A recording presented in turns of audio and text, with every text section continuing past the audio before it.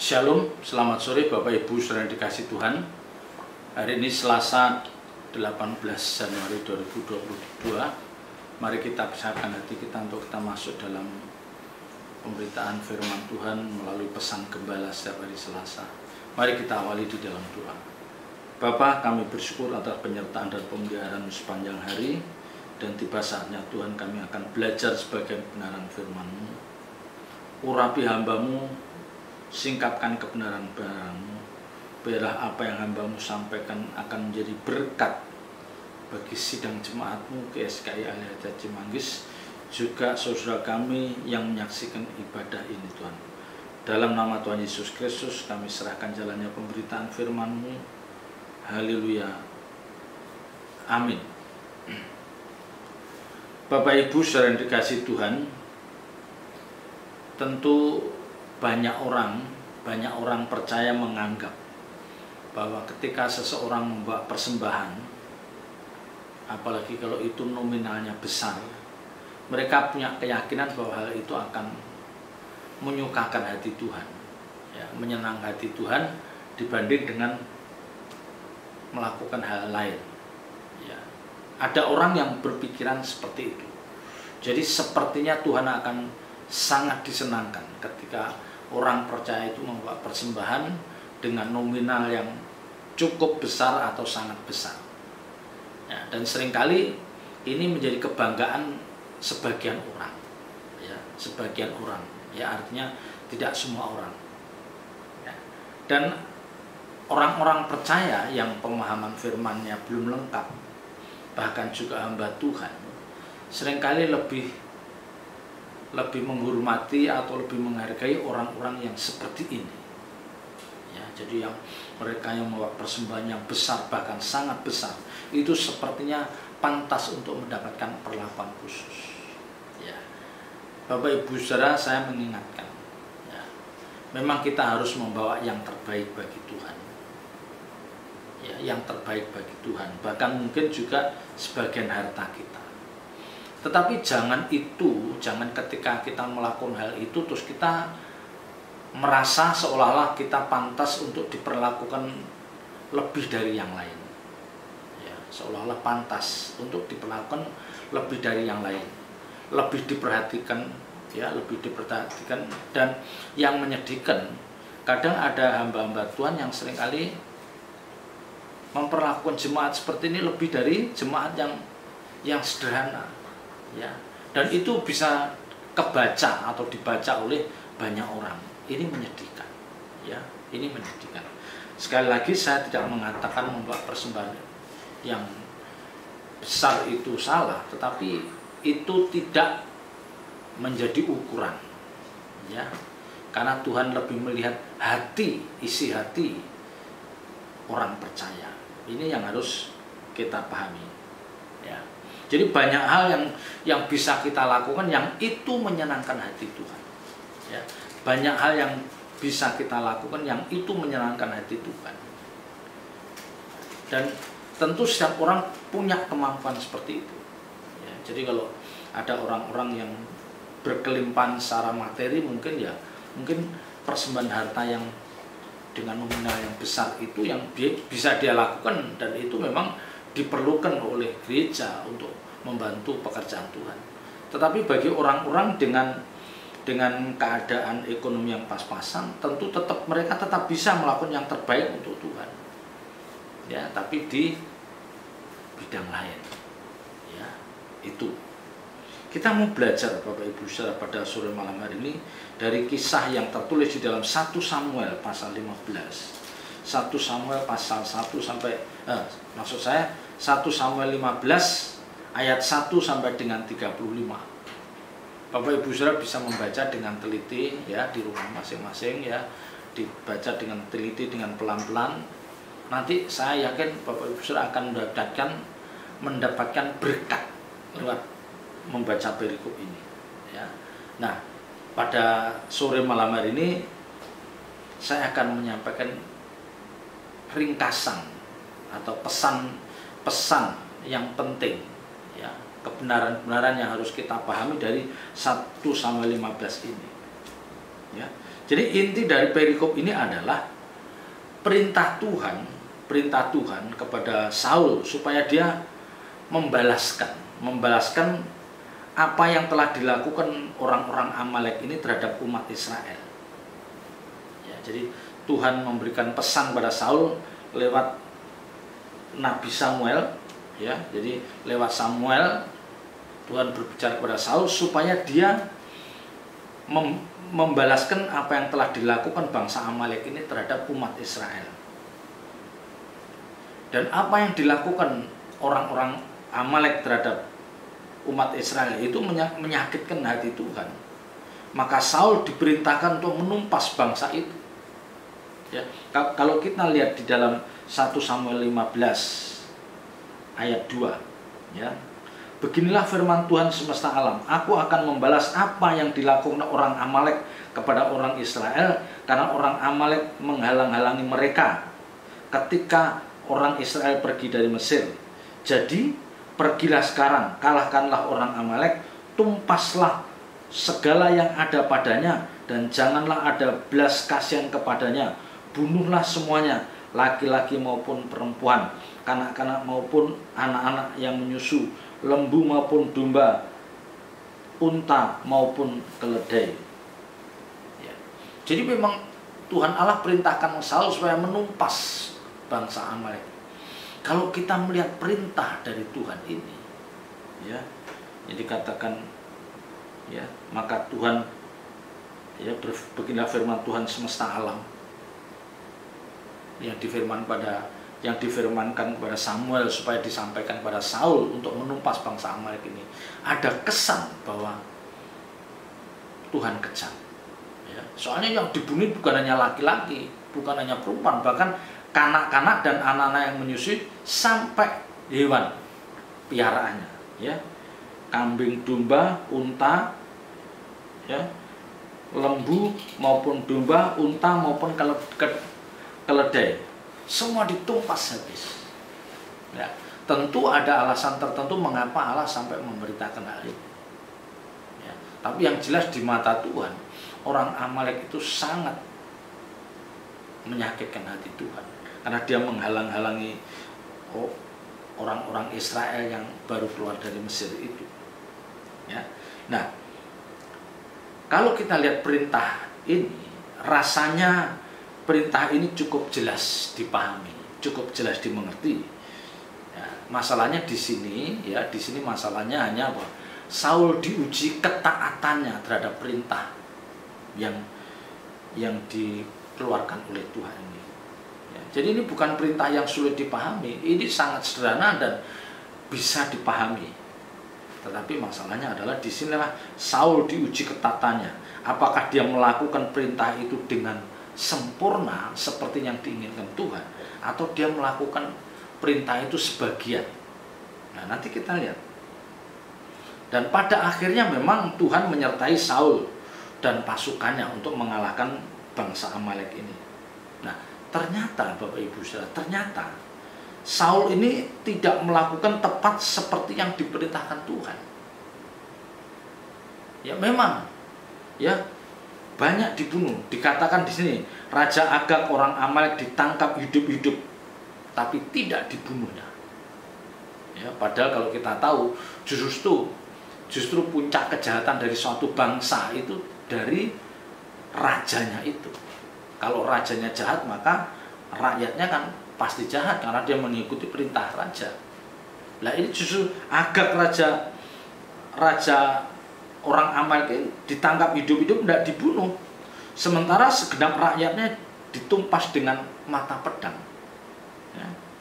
Jadi Saul dan rakyatnya itu membiarkan Raja Agag itu hidup, serta kambing, domba dan lembu-lembu yang dianggap terbaik dan tambun itu tidak dibunuh, ya, dengan dalih bahwa itu akan dipersembahkan sebagai korban bakaran. Jadi di depan saya katakan, perintah Tuhan yang disampaikan kepada Saul itu sangat sederhana dan mudah dimengerti. Tapi ternyata dari perintah yang sangat sederhana itu Saul tidak taat.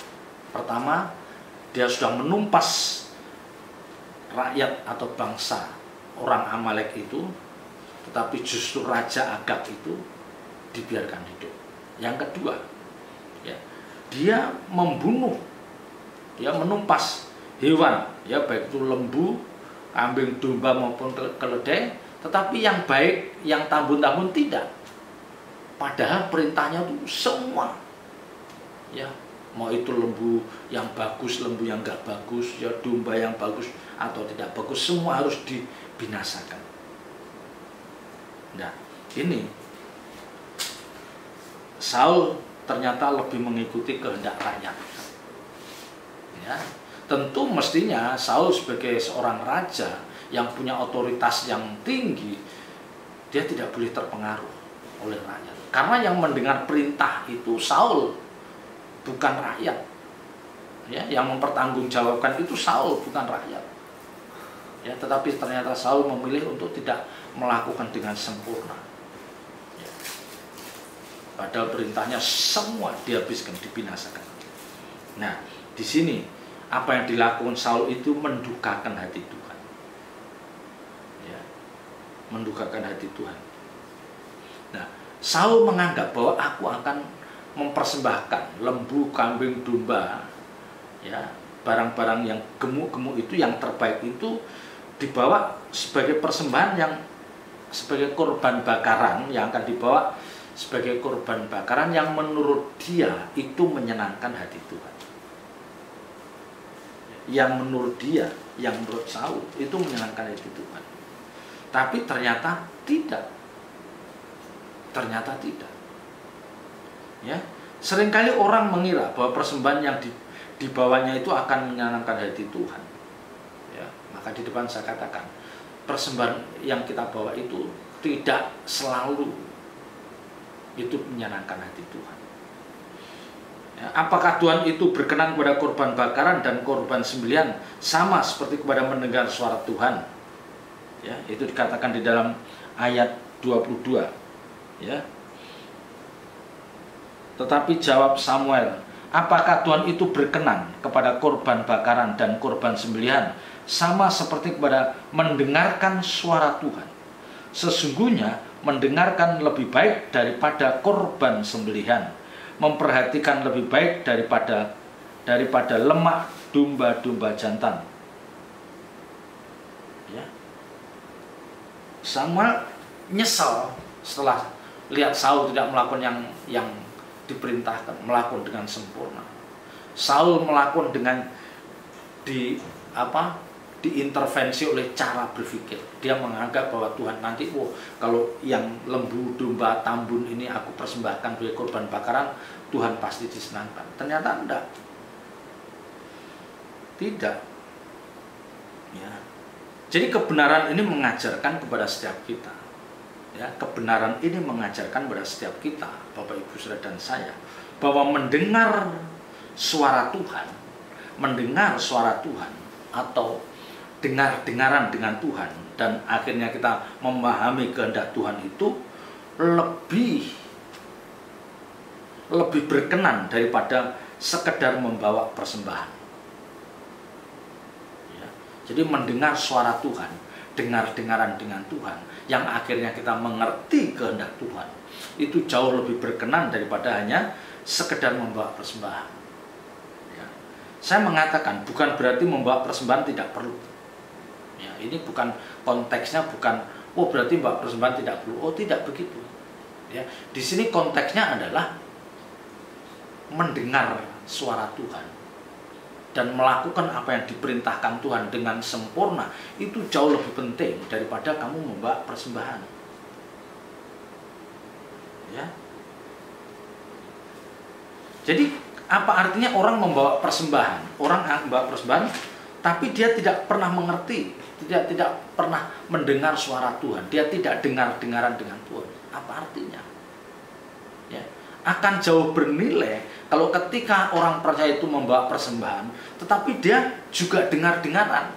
Karena pasti yang dibawa itu sesuai dengan yang dipesankan Tuhan ketika Roh Kudus berbicara setiap kita.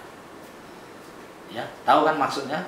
Sama-sama membawa korban, Tetapi orang yang membawa korban disertai dengan dengar-dengaran itu pasti lebih berkualitas. Ketika dia mempersembahkan, dia tahu bahwa ini menyukakan hati Tuhan. Tapi orang yang tidak dengar-dengaran, orang yang tidak pernah mendengar suara Tuhan, dia asal saja membawa persembahan, belum tentu itu berkenan. Ya. Jadi mendengar suara Tuhan atau dengar-dengaran yang akhirnya mengerti kehendak Tuhan, itu menjadi prioritas, menjadi fokus orang percaya. Ya, itu menjadi fokus orang percaya. Karena setiap langkah hidup kita itu akan dituntun oleh Tuhan ketika kita dengar-dengaran, ketika kita mendengar suara Tuhan dan mengerti kehendaknya. Ya. Kalau orang percaya membawa persembahan, dengan dibalik membawa persembahan itu ada pemikiran bahwa oh Tuhan perlu hartaku, itu salah. Ya, kalau ketika orang membawa persembahan dan itu sangat bernilai, terus di dalam hati kecilnya dia mengatakan bahwa Tuhan perlu hartaku, itu salah. Tuhan itu maha kaya. Ya, dia memiliki segalanya. Jadi kalau kita membawa persembahan itu landasannya bukan karena Tuhan tidak punya, Tuhan menginginkan secara langsung harta itu, tidak. Yang pertama, Tuhan mengajarkan supaya setiap kita itu memiliki keterbebanan atas pekerjaan Tuhan. Ya, jadi persembahan yang kita bawa itu untuk pekerjaan Tuhan, bukan untuk Tuhan pribadi. Ya, Tuhan mempunyai segalanya. Ya. Dan kalau orang diajar untuk membawa yang terbaik persembahan, bahkan dari milik kesayangannya, itu Tuhan mau mengajarkan bagaimana kita tidak punya keterikatan dengan sesuatu yang duniawi itu. Tidak ada keterikatan. Kalau misalnya Bapak Ibu saya punya rumah 2, 3 atau 4, kalau Roh Kudus gerakkan, ayo persembahkan satu rumah itu. Ya.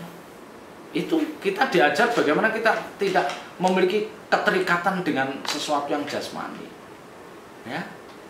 Dan memang pekerjaan Tuhan itu memang perlu persembahan dari kita, tetapi ingat, landasannya harus benar. Jangan kita membawa persembahan yang dengan nominal tinggi tetapi dengan sikap hati yang salah. Ya. Terus mengesampingkan hal yang lain, jangan. Ya. Yang lebih penting, maka Alkitab ini katakan dengar-dengaran itu lebih penting daripada korban. Itu karena apa? Dengan orang percaya dengar-dengaran itu, dia akan mengerti kehendak Tuhan. Ya. Kalau toh pekerjaan Tuhan itu memerlukan banyak uang, Tuhan akan berbicara, ini loh yang pantas kamu persembahkan itu sekian juta atau sekian miliar. Ya. Itu pasti Tuhan akan berbicara, Roh Kudus akan berbicara. Pantasnya dengan keadaan kamu seperti ini, kamu mempersembahkan sekian puluh juta, sekian ratus juta, atau sekian miliar. Ya, itu orang yang dengar-dengaran, dia lebih menekankan dengar-dengaran dulu, sehingga dia akan membawa korban seperti yang diinginkan Tuhan. Ya. Jadi dengan pemahaman ini diharapkan orang percaya tidak boleh merasa bernilai kalau bisa membawa persembahan, tetapi tidak peduli dengan perasaan Tuhan, tidak bisa. Ya. Mengapa? Nah ini sekarang nih, mengapa dengar-dengaran ini lebih berkenan atau menyukakan hati Tuhan dibanding membawa persembahan? Tadi saya merenungkan dan saya diberkati. Karena ya, melalui dengar-dengaran ini orang percaya tidak akan salah dalam setiap jalannya. Yang pertama itu. Nah, kalau dengar-dengaran, orang percaya tidak akan salah dalam setiap jalannya. Yang kedua, untuk menjadi orang percaya yang suka dengar-dengaran. Ya, untuk menjadi orang percaya yang suka dengar-dengaran atau orang percaya yang memiliki intimasi dengan Tuhan, itu tidak mudah. Itu tidak mudah dan itu perlu proses panjang. Tidak bisa instan, Bapak Ibu Saudara. Ya, orang mau mendengar suara Tuhan, orang mau mengerti kehendak Tuhan, itu tidak bisa instan. Harus hidup suci, tidak materialistis, belajar kebenaran, ya, dan punya landasan yang cukup akan firman, dan dia harus menyediakan waktu terbaik untuk Tuhan, yang saya katakan duduk di kaki Tuhan. Nah, biasanya orang-orang seperti ini tidak punya banyak keinginan, maka dia akan mudah mendengar suara Tuhan. Ya. Jadi mengapa mendengar suara Tuhan itu jauh lebih bernilai? Karena untuk menjadi orang yang suka mendengar suara Tuhan atau dengar-dengaran, itu tidak bisa instan. Dia harus membangun dalam waktu yang lama. Sebaliknya, membawa persembahan itu, sekalipun itu bernilai sangat tinggi, dengan nominal tinggi, itu bisa dilakukan secara instan. Ya. Ketika Bapak Ibu Saudara misalnya dapat warisan 4M, mudah ngasih 400 juta, tidak perlu dengar-dengaran, dia hanya patokannya 4M, waduh, persepuluhannya berapa? 400 juta. Ya. Membawa persembahan itu bisa instan, dapat pesangon dari perusahaan sekian M, ya, dapat bonus dari perusahaan, ya. Maka Tuhan menghormati, menghargai, menganggap lebih bernilai orang yang dengar-dengaran, orang yang membangun intimasi, yang akhirnya mengerti kehendaknya. Karena ini dibangun dan perlu waktu yang lama, perlu kesucian hidup, ya. Dia harus memiliki kesucian hidup, dia tidak matre, dia harus memiliki lapar dan haus akan firman, tidak banyak keinginan, duduk di kaki Tuhan, baru dia menjadi dengar-dengaran. Jadi prosesnya panjang.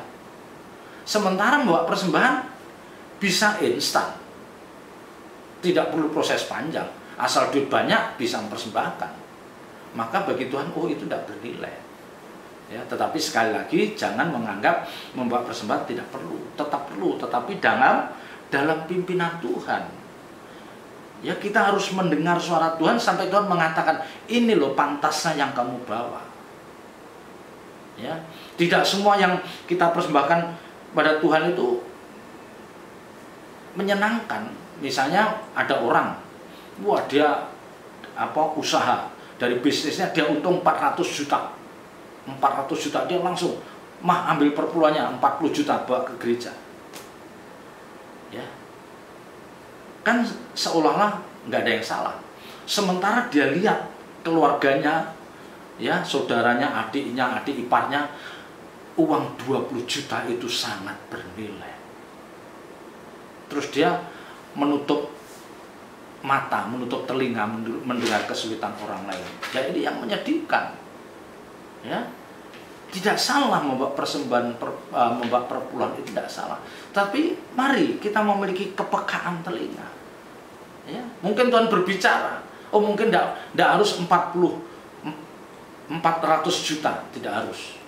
Mungkin 200, yang 200 untuk beberapa saudara yang memerlukan, itu bisa. Atau mungkin kamu 400 juta. Nah, kamu jangan hanya ini gereja, pikir juga itu saudara kandungmu, orang tuamu, mertuamu yang dia juga memerlukan uang yang tidak sedikit. Ya. Maka di depan saya katakan, membawa persembahan itu tidak terlalu sulit, ini bisa instan. Tapi kalau dengar-dengaran dengan Tuhan, memiliki penurutan akan Tuhan, itu dibangun dengan waktu yang lama. Orang harus hidup suci. Tidak ada pilihan, orang harus hidup suci, dia harus tidak matre, tidak duniawi, dan dia harus mengerti kebenaran firman Tuhan dan terus membangun intimasi. Disitulah Tuhan akan berbicara. Dengar-dengaran. Ya, jadi saudara mendengar suara Tuhan, Tuhan juga mendengar suara saudara. Ya, jangan hanya Tuhan mendengar suara saudara, tapi saudara tidak mendengar suara Tuhan. Kalau Tuhan pasti mendengar suara kita, pasti Tuhan maha mendengar. Tapi masalahnya kita mendengar nggak suara Tuhan? Ya, tidak harus mendengar secara audible, tetapi Roh Kudus berbicara nggak dalam diri kita. Nah, itu yang penting. Ya. Sekali lagi, jangan salah menafsirkan kebenaran ini seolah-olah membuat persembahan tidak penting. Saya tidak mengatakan begitu. Ya, tetapi mendengar suara Tuhan atau dengar-dengaran itu jauh lebih penting, karena Tuhan akan mengarahkan seberapa yang pantas kita persembahkan untuk Tuhan dan seberapa yang pantas untuk kita persembahkan untuk orang-orang yang memang benar-benar memerlukan. Seringkali kita melihat ada orang-orang yang seperti bangga, udah pokoknya saya berpeluang sekian, ya, jumlahnya benar, tapi terus dia menutup mata kesulitan orang lain, ya, menutup mata terhadap penderitaan orang lain. Ini orang yang nggak dengar-dengaran, ya, orang yang nggak dengar-dengaran. Memang ketika bawa persembahan, pendetanya, gembalanya seneng. Tuhan seneng nggak? Renungkan, ya. Kalau apa yang kita lakukan itu menjadi batu sandungan, dan akhirnya saudaranya, keluarganya tahu, itu mempersembahkan 400 juta, sementara mereka mengharapkan remah-remah, ya mungkin 5 juta, 10 juta mungkin berarti, tapi dia tidak peduli. Akhirnya apa? Yang dia lakukan menjadi batu sandungan, ya. Jadi betapa pentingnya Bapak Ibu saudara mendengar suara Tuhan, karena disitulah kita akan diarahkan apa yang terbaik yang harus aku persembahkan untuk kemuliaan Tuhan. Ya, ini tidak mudah, tapi harus kita latih, kita makin peka mendengar suara Tuhan. Bangun kesucian hidup, jangan duniawi, terus bangkitkan lapar dan haus akan kebenaran firman Tuhan. Selamat berjuang, Tuhan Yesus memberkati. Mari kita tutup dalam doa. Bapa, kami mengucap syukur atas kebenaran firman-Mu. Meteraikan firman-Mu dalam setiap hati kami dan ajar kami melakukannya. Terpuji nama-Mu kekal selama-lamanya. Dalam nama Tuhan Yesus Kristus kami berdoa dan mengucap syukur. Haleluya. Amin.